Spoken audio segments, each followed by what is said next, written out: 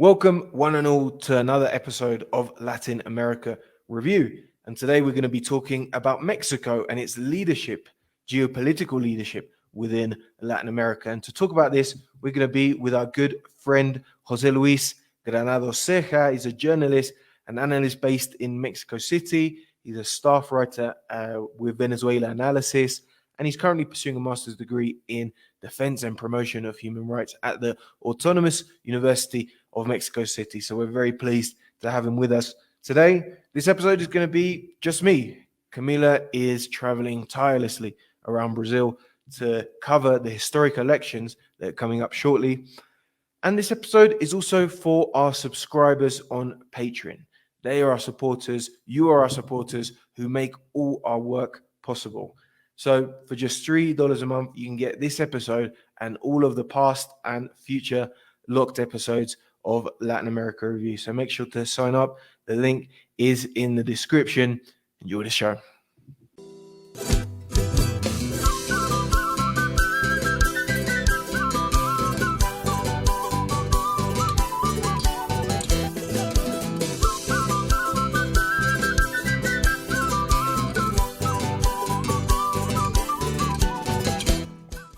Obviously, Mexico suffered an earthquake this week.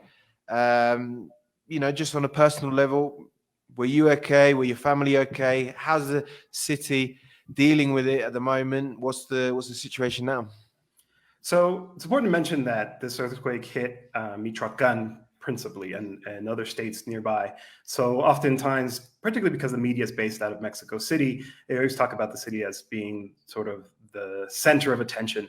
Fortunately, it wasn't too severe, although it was pretty high on the scale. The good thing about Mexico is that we have what we call a cultura sísmica. We're used to this. This is a seismic zone. Since the 85 earthquake in particular, there's always been an attention to making sure that the population is prepared and that they know what to do and that they don't panic. Obviously, a lot of people do get very scared. These are pretty scary moments.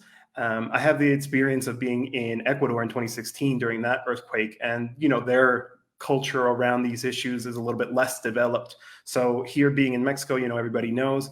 And curiously, science can't explain it. We've had 3 earthquakes on the same day. And in these last 2 occasions, 2017 and this year, we actually had the drill first, and then we had a real one come. And so it's a little bit confusing, like, is this another test? But like I said, people here are prepared. Fortunately, things are not too bad. There wasn't too much damage. There was some loss of life. Fortunately, it was very minimal, but obviously my condolences to all of those who were affected. Absolutely. So the main topic I wanted to touch on today was, last night we saw the UN speech by the Mexico's Foreign Minister, Marcelo Ebrard. A focus of that speech was the idea that Mexico is offering itself as a mediator for the conflict between Ukraine and Russia. Marcelo Ebrard himself said that, as a neutral party, we are well placed to do this, and they want to do this with the UN and with other countries as well.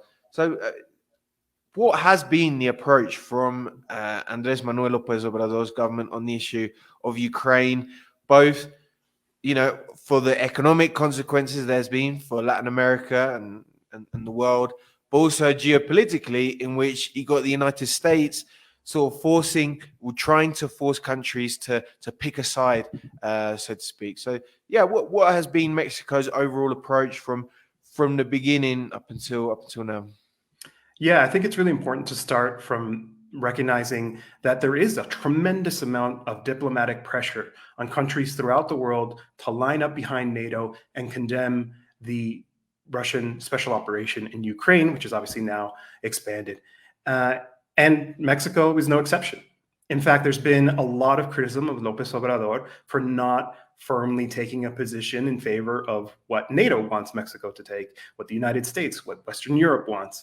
And it's been troublesome to see the response by some of the media outlets, commentators, other heads of state, particularly even those in Ukraine themselves, to this notion, this proposal by the López Obrador government for peace. It's a pretty simple proposal. The idea is that we should sit down and negotiate a peace. I mean, armed conflicts always end through negotiation. That's how the world operates. And if there's been pressure to not allow that to happen, it's been coming from the NATO countries. And that's really worrisome. It's not like it's a radical proposal. What he's saying is, let's get the parties together. Let's get the high-level delegation. Let's get the presidents of Ukraine and of Russia to sit down together and negotiate. And in fact, this is what was happening. If you remember back in April, there were direct negotiations between Ukraine and Russia, and they were advancing. And what happened? Well, the now former UK Prime Minister, Boris Johnson, imagine that, somebody who's no longer in political office today, traveled to Kyiv on April 9th in order to scuttle those efforts, to say no. Because unfortunately, we have to recognize the fact that there's this saying, NATO, the United States, Western Europe is interested in fighting Russia down to the last Ukrainian. So they're willing to fund them to the tune of billions of US dollars in arms and military aid in order to fight Russia, because it is convenient for the NATO countries to engage Russian military this way. They don't have to put their troops, they don't have to face their voting populations who would resist a mobilization towards war. No, they want Ukraine to suffer. And that's the problem, is that there are working class people both in Russia and Ukraine who are paying the price for this conflict. So what does López Obrador say? What did Marcelo Ebrard talk about? Well, I think he was also clear that, in a sense, he was chastising the Security Council. Why does the United Nations exist? It exists as an institution to preserve peace in the world. And if that's the measure that we're going to use, well, then we have to say, and I agree with Marcelo Ebrard on this, that the United Nations, and in particular Security Council, has completely failed. Now, there's a lot of reasons we can get into it, the veto and all of that, but Marcelo Ebrard, in fact, talked about that. He said that there's this proposal on the table to have the UN General Assembly review every time one of the 5 veto countries uses its veto. That immediately when it's used, there should be a call to hold a meeting of the General Assembly to discuss this. And I think that makes a lot of sense. Why is power continue to be concentrated in the hands of these 5 veto countries? Because it's actually affecting the stability of the world. I mean, we're now in a situation where we're talking about possibly nuclear conflict. I mean, that's going to affect everybody on this planet. Geopolitical interests aside, the moves of the major players in the world, they need to really reconsider how they're continuing to push for conflict. So I welcome López Obrador's call for a negotiated solution. And he's been specific also saying that what we need to do is have a unanimous decision at the Security Council to have a 5-year ceasefire. Basically avoid military conflicts for 5 years, because obviously, we're coming out of a very difficult economic situation without precedent. It's been 100 years since we last went through a pandemic of this type, and the working class people, the people at the bottom, are the ones who are still paying the price for the way that this pandemic has been handled. And I think, makes sense to take an effort to take a pause and try to focus on the well-being of people. Obviously, this kind of proposal is going to be met with a lot of resistance. The Pentagon doesn't want to feel like its hands are tied when it wants to engage in its military adventures throughout the world. This support that they're giving to Ukraine is not the only theater of operations where the United States is involved. And this idea that there should be a ceasefire for 5 years is contrary, to use the terminology that it's used in Washington, it's contrary to the national security interests of the United States. But the proposal is simple. Let's get the players at the table, let's negotiate, and let's find a solution to this conflict to end the bloodshed. That should be the aim of everybody.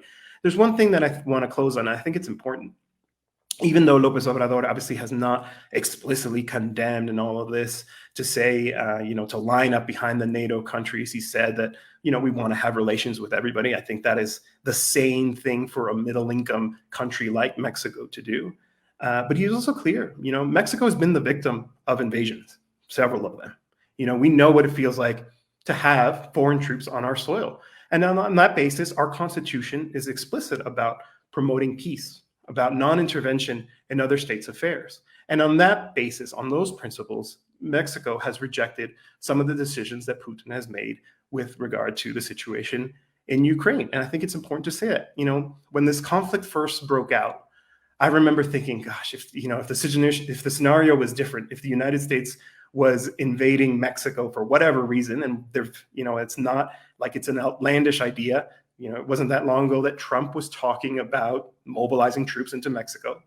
That you wouldn't be seeing this outpour. You wouldn't see people on Twitter changing their icon to the Mexican flag. No, I'm sure that they would agree with the justifications that are being fed to them by the mainstream media outlets, saying that no, that this is justified and all this kind of stuff. So I hope that in the future, when we see belligerent actions by US imperialism, by other NATO countries, by Western Europe, that we get that same level of condemnation, saying that we should respect the national sovereignty of other countries. I'm a master's student in human rights, and one of the topics that I'm working on is precisely that. There can be no defense of human rights without the protection of national sovereignty. That should be the basis that we start with when we talk about human rights in the world. Yeah, and I think Mexico's approach to Ukraine, I think, tells us a lot about their wider foreign policy.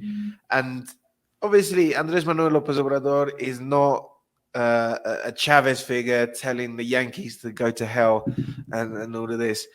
But where does he see the balance, do you think? Because at the same time, I'm seeing a more muscular defense as well of Latin American sovereignty, willing at times to stand up to the United States on issues like Cuba and sanctions against Venezuela, etc. And even for the Independence Day celebrations, their three guests of honor were Evo Morales, Pepe Mujica. I understand they invited Aleida Guevara as well. I don't know if she was actually there on the day. But yeah, like where does the government see that balance between, on the one hand, not burning bridges, but on the other hand, having a robust defense of sovereignty? And I guess the second question would be, do the Mexican government and Mexicans in general see a leadership role for themselves within the region on this issue? Yeah, I mean, the thing is, Mexico is condemned forever to be the United States' neighbor, unless the collapse of the United States empire is so catastrophic that they cease to be a nation. Could happen. I don't see it happening in our lifetime. So that means that there has to be a balance, right? And it's a difficult balance. As much as I would like to see López Obrador take the kinds of positions that Hugo Chavez would when the U.S. engaged in imperialism in the region, it's not there. He's far more limited by the economic relationship, and we have to be honest about that. And that's one of the legacies of decisions that came decades ago, right?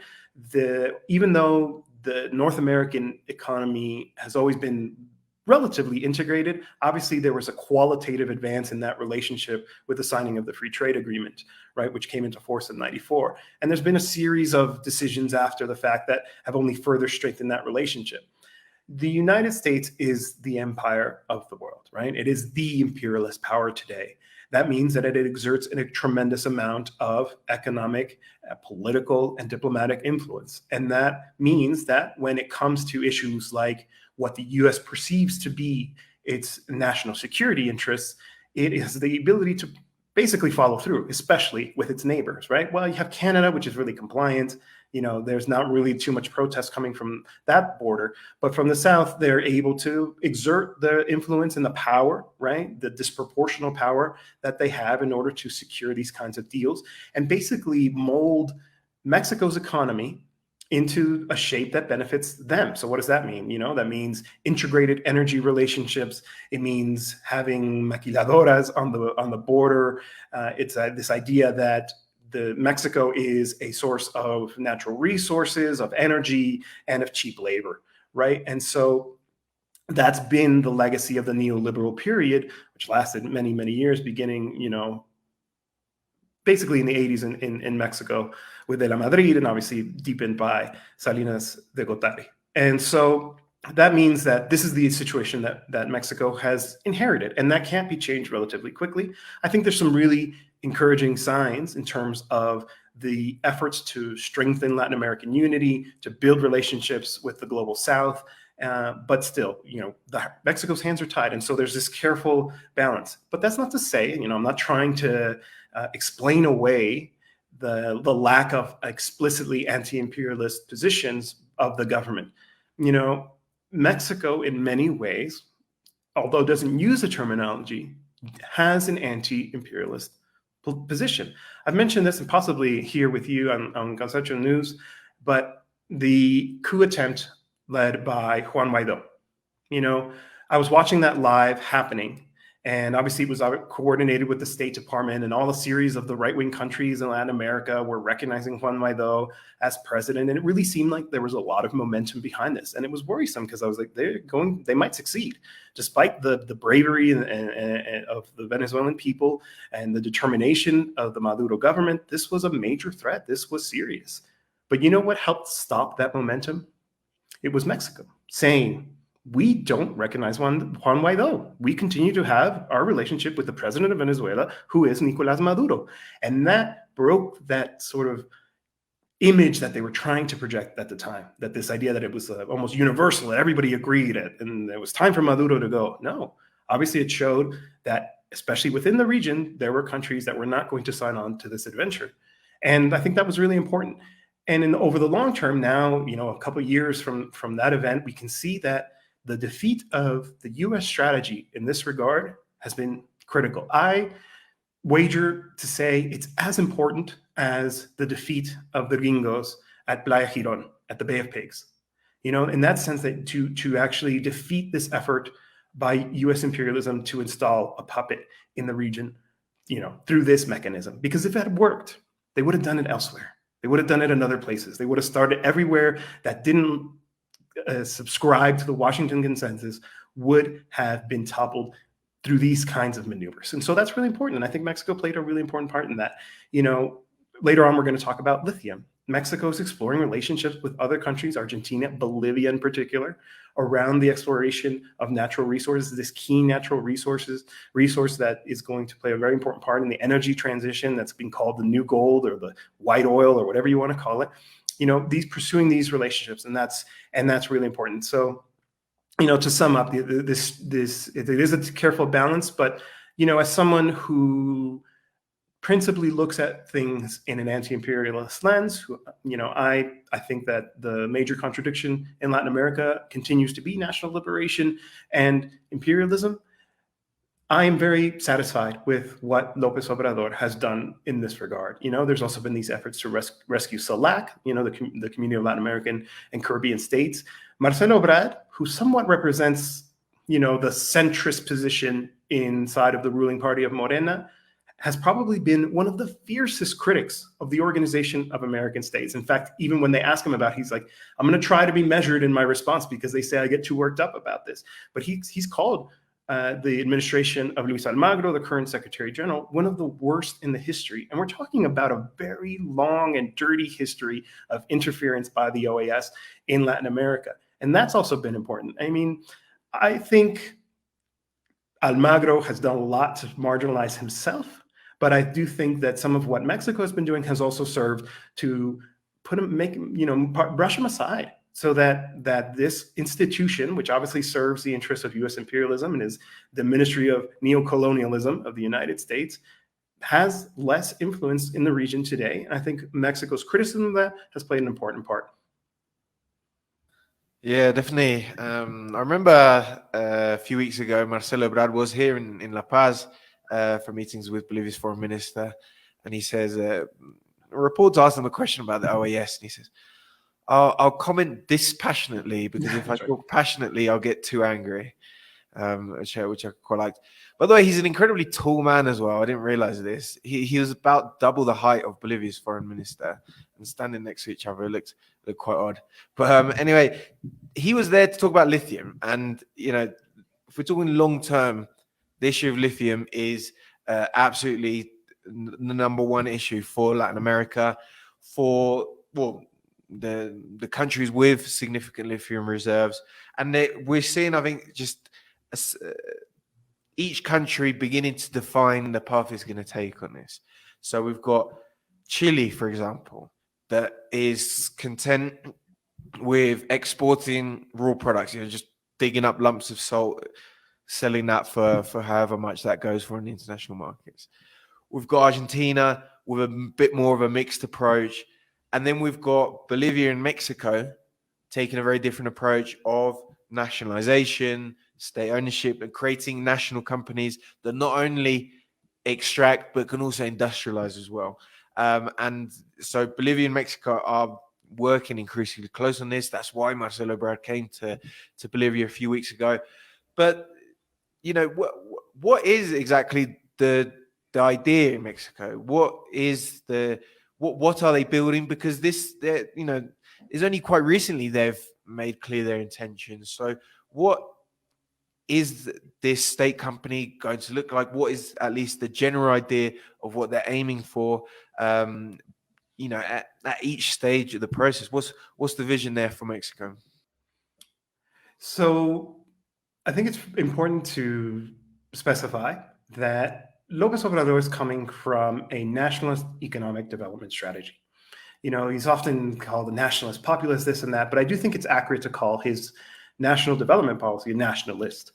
And so what we've seen is, and I think one of the most important things, probably the most important legacy of his government, will be the rescue of the state oil company, Pemex. So, listeners in Bolivia will know this, that the strategy of the neoliberals is to basically suffocate the public sector. The idea is to make it so that, the public industries, state-owned enterprises, are basically unusable, to starve them of resources, to not invest in it, to not create new capacity for production, so that it can be sold off in parts and it can be privatized. That was the strategy here in Mexico as well. That was the plan around the state oil company Pemex and also the national electricity company, la Comisión Federal de Electricidad, CFE.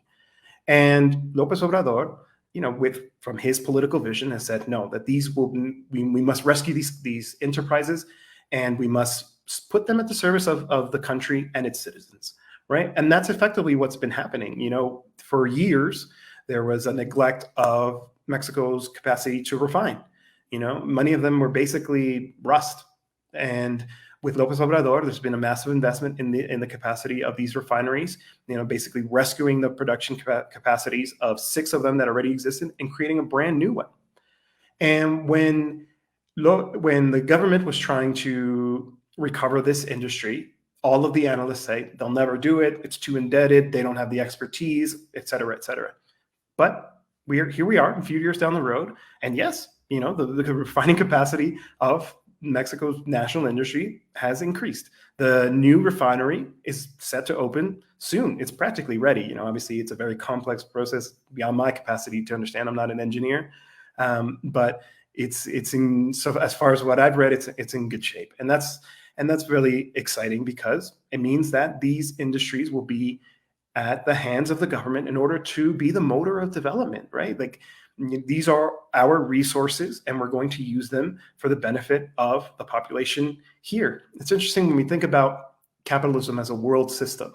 Countries like Mexico, countries like Bolivia, were relegated to this sort of junior position in the International Division of Labor, which is to say that we're either a source of cheap labor, we're a source of cheap materials, and it's going to take a massive effort to kind of reconfigure that. But in the meantime, there's these efforts to try to rescue these companies and have them put under national control in order to benefit the populations and also others. We have the experience of Venezuela, which was very generous with its resource wealth, especially to countries of the Caribbean. But they criticize that. They say, so not only are we relegated to this position, but we're not allowed to do it the way that we want. Well, we have sovereignty. I talked about this earlier, and we're going to exert that sovereignty. And that means that we can develop our resources the way that we want to through a nationalized company. So with that logic, that's what's happening here in Mexico with lithium. And so Mexico does not have commercialized lithium production.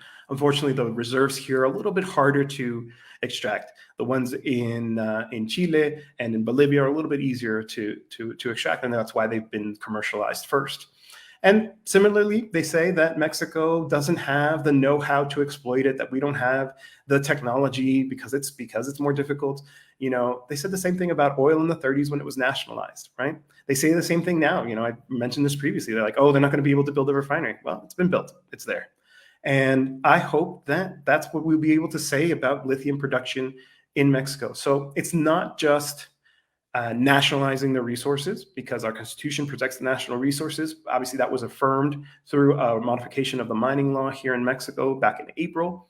So yes, all of the resources that are currently in the ground belong to the nation, but also the idea behind the creation of this company, Lithium MX, is that the whole chain of production, including the value-added elements, right, the ones that we're often not allowed as countries of the global south to participate in, are also part of the production. And I think, like I mentioned previously, one of the most exciting things is precisely this effort to learn from other countries' experiences. That's what solidarity looks like. You know, Bolivia has experience in this. Why not share? Why not learn from each other? Why not create a sort of OPEC-like institution, but for lithium, so that we control the price, right? So that they don't try to, you know, engage in a coup somewhere and drive down the price of lithium, you know? Who's to say that these countries, you know, if we're really talking about lithium being, you know, the new oil or the new gold or whatever you want to call it, if it's that valuable of resources, we have experience with this. Imperialism is willing to engage in regime change in order to secure access to resources. Evo Morales has said that one of the reasons behind the coup in Bolivia was lithium, right? And so if that's the scenario, then we should be prepared to be able to defend it, right? And so the cooperation, I think, is particularly important. And I think we have a lot to learn from Bolivians when it comes to this issue. Definitely. And well, to round off this this section, I wanted to, you know, just talk a bit about Mexican politics going forward, because obviously in Mexico's constitution, you can't be re-elected. Obviously, Andrés Manuel is very popular in the polls. He can't be re-elected. You know, just as a personal opinion, I'm not Mexican, but it seems like a quite peculiar idea to me. And also somewhat undemocratic. I think it takes away some level of accountability if people don't have to answer to the electorate at the end of the term. But, you know, what can we expect to see at the end of this term? Is there, you know, some runners within Morena? Is there some sort of faction fight already beginning to break out? Or will the organization kind of fall apart without Andrés Manuel as the candidate, and then we see a whole new different electoral situation? Yeah, so the reason, if for listeners to understand why we don't have re-election here, is that the constitution that is currently in force today in Mexico, the 1917 Constitution, came about as a result of the Mexican Revolution. And the Mexican Revolution was kicked off as an anti-re-election effort against Porfirio Diaz, the dictator at the time, who was in a lot of ways responsible for Mexico's integration into the global capitalist system. And so at the time, it was seen as necessary to not allow for re-election, and it's been that way since. It's interesting that you mentioned that it does affect some kind of accountability, and I agree with you, because if you just have the 6 years, then you're going to govern however you want. But one of the mechanisms that was introduced by this government, by the López Obrador government, has been the recall. So if citizens gather enough signatures, they can submit a petition in order to have a recall referendum after the middle of the 6-year term, so after the 3rd year, and recall the president. And I think if we had had that mechanism when Felipe Calderón was president, when Peña Nieto was president, they wouldn't have finished their term. We actually went through the whole exercise of actually convening the referendum. Obviously, it was a vast, overwhelming amount of support for López Obrador to finish his term. But it's important that that happened. You know, there was some criticism, this is just a PR exercise for López Obrador. No, we needed to show that this mechanism exists and that it can be used. Because should another neoliberal pro-Washington government come in, well, at that 3-year mark, a mobilized population can have this instrument in order to get rid of them. In terms of what's happening next, so yes, López Obrador can't run again. He won't run again. But I do imagine that it'll be a bit like Brazil after Lula's 2nd term, you know, where they ended up choosing Dilma Rousseff as the candidate. She was not a particularly well-known, she's not a particularly charismatic leader. I think she's a very good leader, and I think there's still a lot of accountability to be had for the coup that ousted her. But she was able to win thanks to the popularity of Lula. And I think something similar is going to play out here in Mexico as well. So it doesn't matter who the ruling party candidate is, Morena, they're likely to win. I mean, if you look at any poll, it doesn't matter who the candidate is, Morena is the overwhelming favorite. And there's a lot of reasons for that. López Obrador himself, his popularity, he continues to be amongst the most popular presidents in the world, despite the challenges that Mexico has experienced. I mean, we were subject to the effects of the pandemic like everybody else. But nonetheless, the situation around security is still difficult. It's still very complicated in Mexico. And still, he remains popular. So I think that they'll be able to kind of ride his coattails a little bit. But people understand that this government is qualitatively different from previous ones. This is a government that it's not necessarily a working class government, right? Like it does reflect various classes in Mexico, but it's very different from previous ones, which only served the ruling class, right? Peña Nieto, Calderón, Fox, I can go on. They all served, the interests of the international bourgeoisie in particular, and some elements of the national bourgeoisie. And so this one obviously is governing in a very different way, and people recognize that. So the race is on right now in terms of what's going to happen next. There's basically three leading candidates.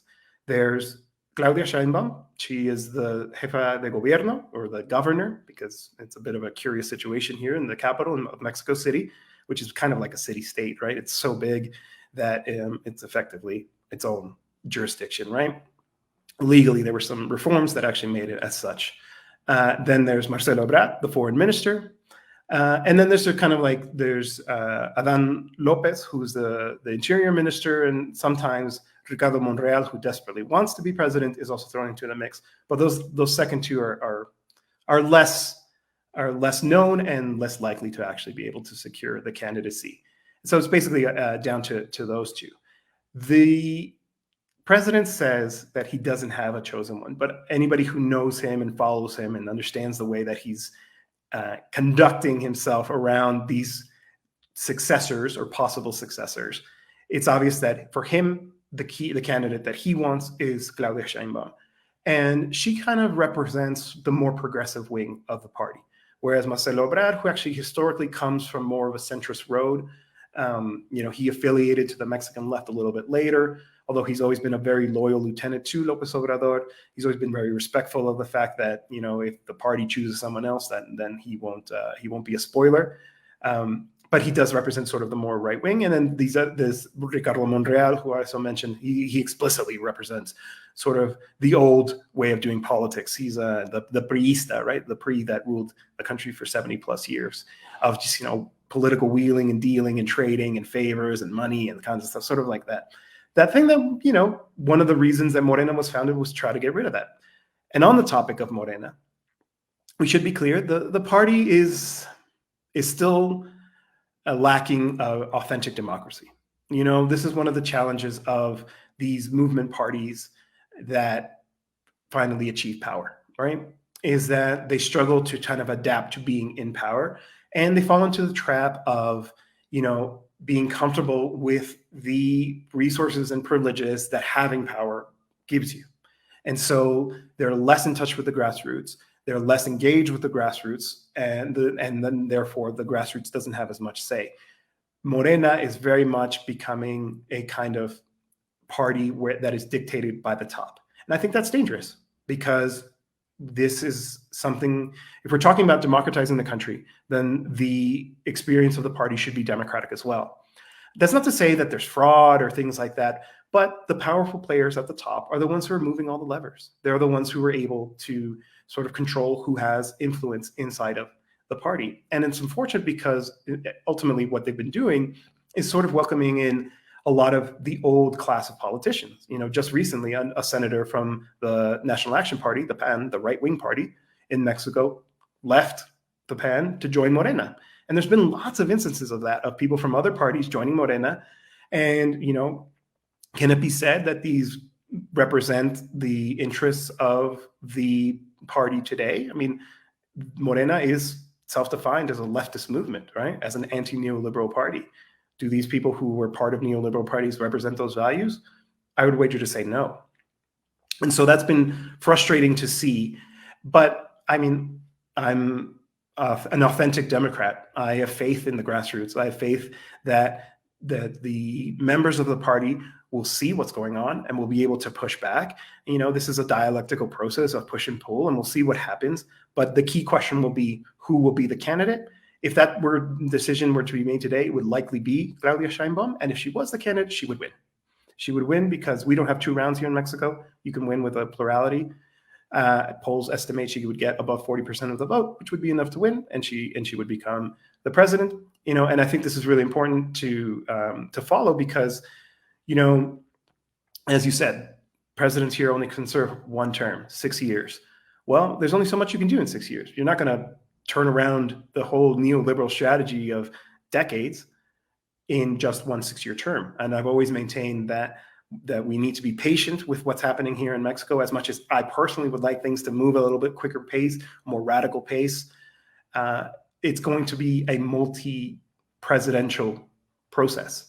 And so whoever comes next needs to deepen the transformation. And I have faith that Claudia Sheinbaum would be committed to that. You know, she's not as charismatic. She doesn't have kind of the people's touch that López Obrador does. Marcelo Ebrard doesn't either. You know, it's funny watching them trying to conduct their campaigns because they kind of have to do it clandestinely because they're both obviously still in Brad post. is going hard on TikTok, I see. Exactly. Yeah. And we make fun of him for it because he just doesn't come off as authentic, right? But as we, pushing that, I do think that she is firmly committed to the progressive cause, right? That she is interested in the deepening of the transformation, of actually continuing to push towards further democratization of Mexico, of devolving power back to the citizenry, of engaging in a more profound reform of the labor relationships in this country, of a commitment to serving the most marginalized first, right? I think oftentimes when we get into these discussions, we get kind of stuck on the high level ideas of what it means to, transform a country, and at least from my point of view, of moving towards socialism. But we forget that, Mexico is a country that is inundated with poverty. There's incredible levels of poverty still in this country, which obviously was also exacerbated by the pandemic. It made life harder for a lot of people. And it's important that we continue to support candidacies that look towards attending to the needs of the most marginalized, right? The people who live on $2-3 a day, especially in Mexico's countryside. And so I do think that there would be a commitment from her to maintain that. And I do think that it provides us, every change in government provides for the opportunity for movements to continue to agitate and push for more attention to these populations, and for a further advance towards actually beginning to affect the class interests of Mexico's bourgeoisie. And I think that's something that it's important to back, whereas perhaps with Marcelo Ebrard, that would be more difficult. He would be more akin to accommodating towards some of the interests of the ruling class and that of imperialism. And I think maybe I'll close with that. I've been following very closely the UN General Assembly and the discussions, and I recommend everybody check out Gustavo Petro's speech in particular. He also, has impressed me. He said some really bad stuff about Venezuela on the campaign trail, so I was a little uneasy. I was like, is this going to be another disappointment? But so far, he's been really good. I'm a writer for Venezuela Analysis, so I've been following the Colombia-Venezuela relationship quite closely after his victory, and it's been encouraging. All of the steps that have been taken thus far have been very encouraging. I'm happy to see it, and I was really happy to hear what he had to say at the UN. But on the other hand, we have people like Gabriel Boric, and that's been incredibly disappointing. Even though I understood what he represented, there was the primary process in Chile, and it was down to Boric and Jadue coming from the Communist Party of Chile. It's kind of, every time I see him say something that I find frustrating, I think it could have been Jadue and it would have been much better. But well, we also have to respect that decision. That was the decision they made. But it's clear to me that Gabriel Boric is trying to accommodate himself to imperialism, right? You can say whatever you want about human rights. I'm a student in the defense and promotion of human rights. And so I understand the concept. I think it's important to point out human rights violations wherever they happen. But the fact that he insists on pointing out alleged human rights violations in Venezuela, Nicaragua, and Cuba, aligning himself with the State Department, says a lot. That's really worrisome for me. It's clearly a signal to the powers in Washington that he's one of them. He's with them. Just yesterday, he met with Obama. Obama hasn't been president for years. Obama was responsible for the coup in Honduras, and he's on meeting with him talking about defending democracy and restoring institutions and all of this nonsense. Go ask Xiomara Castro, the president of Honduras today, what she thinks about Obama's democratic values. He doesn't have any. And so posting things like that, making comments like that, sharing images of him hugging Justin Trudeau, I think tells you that he is placing his political future on an accommodation with US imperialism. That's worrisome, right? I don't want to see that happen here in Mexico. Yes, we can have a commercial relationship, as I mentioned earlier in one of the other comments, that in Mexico's case, it's unavoidable. We'll have to accommodate, in some sense, a relationship with US interests. But that doesn't mean you need to bow before US imperialism the way that Boric is doing. And that's something that I think that we as anti-imperialists in Latin America need to keep an eye on. As I mentioned previously, that continues to be, for me, the primary contradiction. And so it's important that we push to continue to resist US imperialism in the region.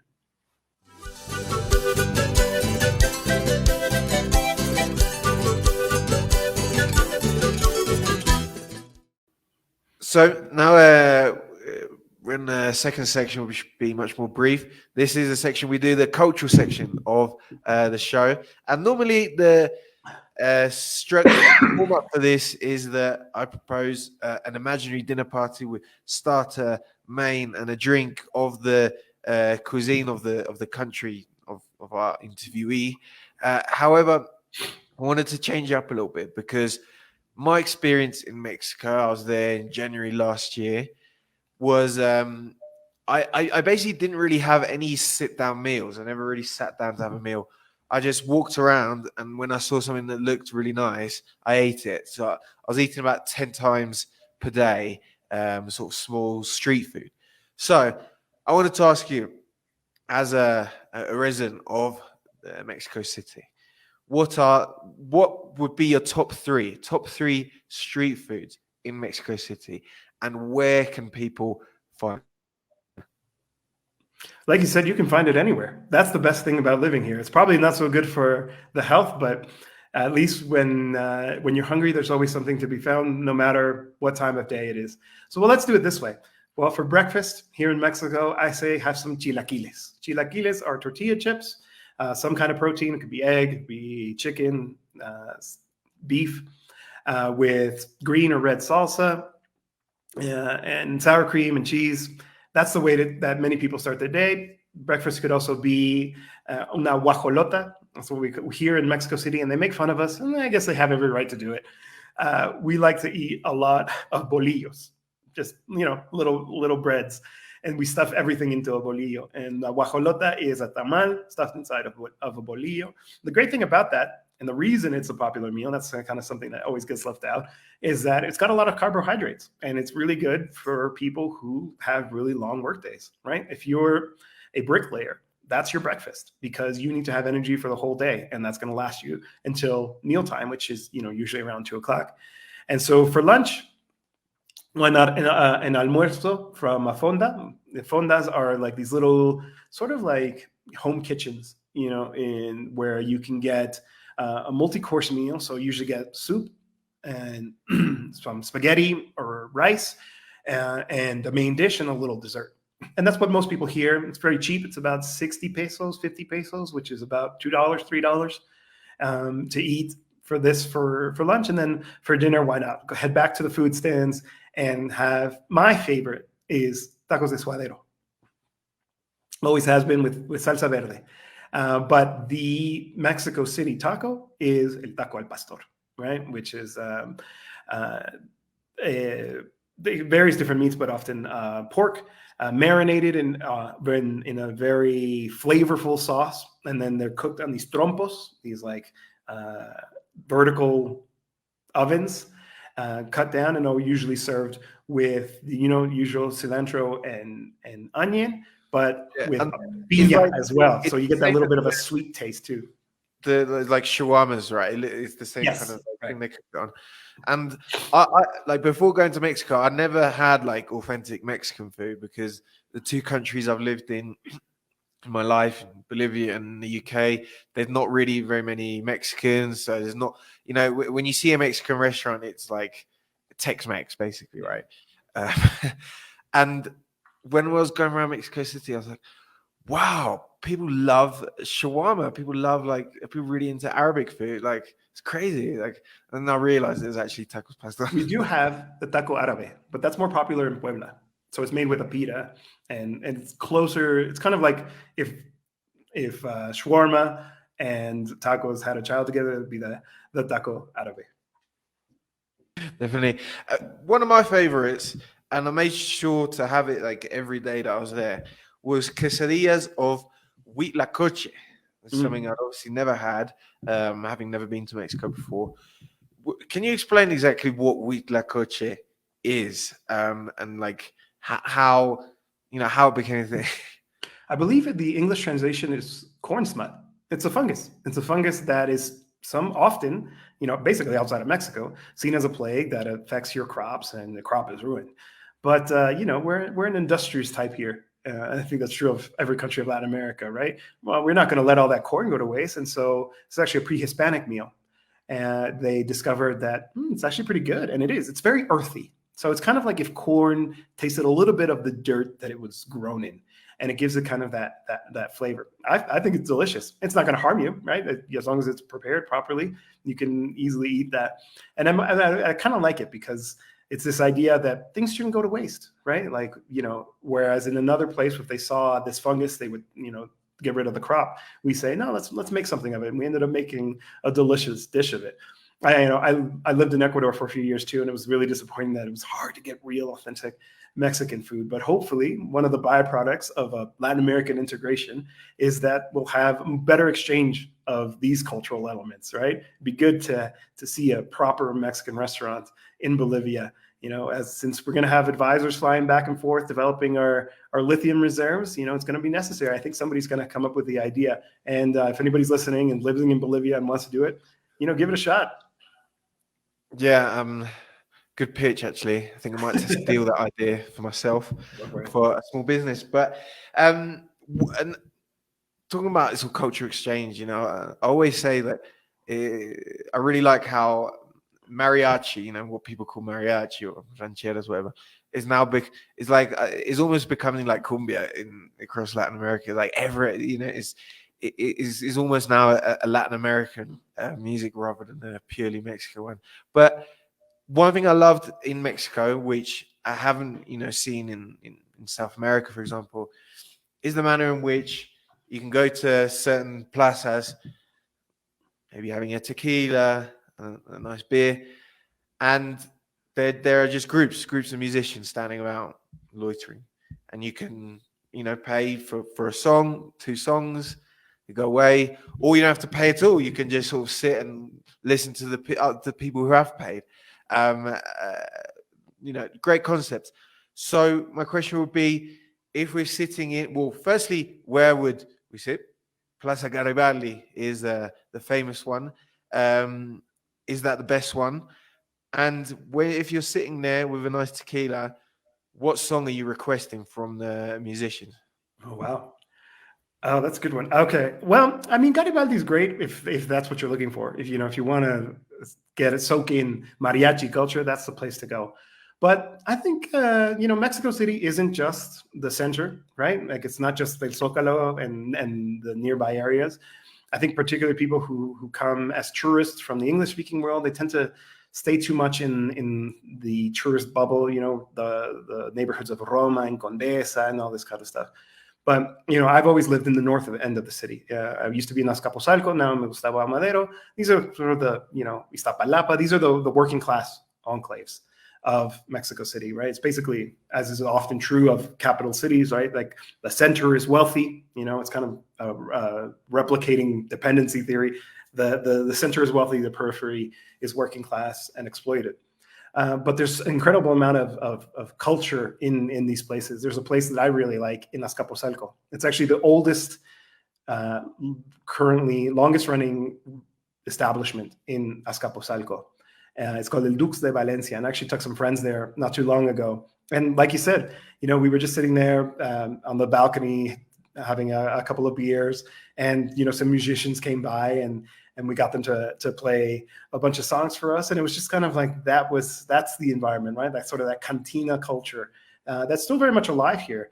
Similarly, if you go to pulqueria, pulque is a fermented drink, also pre-Columbian. In fact, for the longest time, it was the drink of choice of the campesinos, of the working class population in Mexico. And beer was mostly drank by the white population, the European descendants. And obviously that's changed now. There's been a deliberate sort of demonization of pulque, and now beer is very much the working class drink. But same thing, right? Like it's the pulqueria, right? The loud music, the pulque of different flavors, because it's pulque blanco doesn't really taste like anything. But it adapts, or it absorbs flavor very, very well. So you can add anything basically to it, and it takes that. So I guess if I was drinking in a pulqueria, what song would I request? Wow. Let me think about that for a second. I didn't know what to request. When I went there for the first time, I didn't know it, and they were like, Cielito Lindo. I was like, okay. And I realized it's like the most bait thing ever, but you know what? I'll give you this. It's not that kind of music, but recently we had Silvio Rodriguez, the famous Cuban singer, come play a free concert in the Zócalo, and ended up raining on us. It was a cool experience, right? Just massively packed, right? I don't know if people who are unfamiliar with Mexico City. El Zócalo is one of the largest public squares in the world. To fill it, I think it takes about 120,000 people.